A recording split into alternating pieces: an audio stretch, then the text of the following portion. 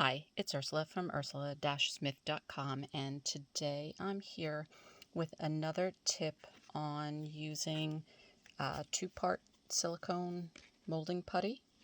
I use a bunch of different brands, this just happens to be the one that I have on hand today. And so I do this a lot if I have a two-part piece that I want. So in this case, I molded a shell just by the normal method that I've shown before, where you mix the two parts equally and then I press the shell into it. However, I wanted to be able to have like an indentation. So this is a slightly different process than what I'm going to show you today, but it's the same concept. And so I wanted to use molding putty to fill that space, so that when I poured resin in, I could put this on top and create a more hollow form. So I'm going to show you how to be able to do this process, because two-part silicone putty, if you were just to place, mold this and then place this, mix the other part and place it inside, it would actually stick to itself. So molding putty always sticks to itself. So you need a different way of handling the process so that it doesn't stick. So I'm going to show you how to do that. Thanks for joining me, and here comes the project. So in this project, instead of having the two parts of a shell where I'm trying to have a piece fitting in to create the hollow, instead I have some imprints that I used the silicone putty and pressed it into a form. So this is just like a metal die, and I just pressed some of the molding putty in to get a picture of, or an imprint of, the flower. And so if I was to use this in either polymer or metal clay and pressed into it, all I'm getting, okay, that's pretty terrible because the other one, I'm getting like the indent into the clay, when really I want the relief of that flower. So I want the inverse.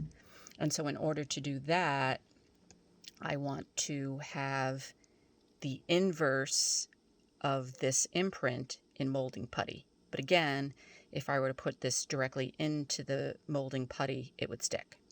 So what I do is I take just Vaseline and cover the silicone, the already molded silicone, and that will allow the previously molded silicone putty to release. So I'm just going to do a couple of these, and I have equal parts of the molding putty rolled out already. Sorry, I have to wipe off the Vaseline so it doesn't get, I don't want to contaminate the molding that I am rolling out. So I'm just using alcohol to wipe it off. So I take two parts, equal parts, and as long as they're separate, you can leave them out as long as you want. And then you're just going to mix them like you normally do. Hopefully this will go quickly since it's just a small amount. So I'm just going to mix it so that it goes from two colors to a single solid, obviously lighter version of the color. And then I usually do it on a non-stick surface. And this molding paste, or molding putty, is a little bit sticky. Normally I use another non-stick surface to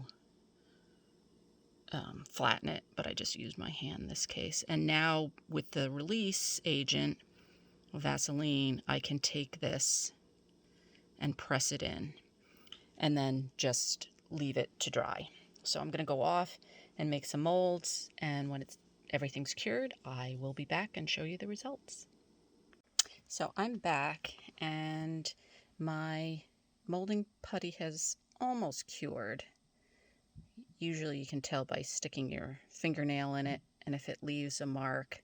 So it's not quite all the way, but I think it's close enough. Let's see if this one's a little more. Yeah, this one's better. A little bit on the edge, but it's still okay enough that I should be able to get this one out. And so now I have the reverse of the imprint. So, I mean, I could take the die and just put the clay in the die directly and then cut around it, but sometimes it's just easier and quicker to have just the piece that you're looking for. So in this case, I didn't want the whole drop. I just wanted one flower. And so this way I can just now put clay in it. This clay is not, yeah, it's all crumbly, so it may not give you at least the idea. But now I get the reverse. So if I had good working clay to press into the mold. The other thing you really want to do, this is just my test clay, you really want to wipe all the Vaseline off after it's cured. But so now I can make a drop or a post earring out of that using metal clay or polymer clay. So, and then the last thing I wanted to show you was this two-part piece will leave you, so I would pour the resin in just a little bit, you know, enough that it would fill but not completely overflow. Put this on top and let it cure, and then I end up with a hollow form rather than the resin filling all the way up to the top. So now I can, if I want, put more, you know, paint it, put more resin, and then, you know, fill it with more resin. So that's what I did here.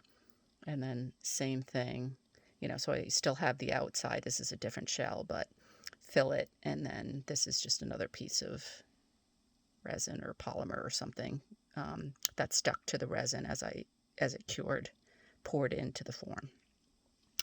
So anyway, oh, one last thing. I don't know if this one's cured. The other thing that I do sometimes with, if I have big pieces of the molding putty, rather than, you know, having a big, huge piece that comes out to here, I'll slice before it's cured. I'll slice it off and I'll make little shapes out of it.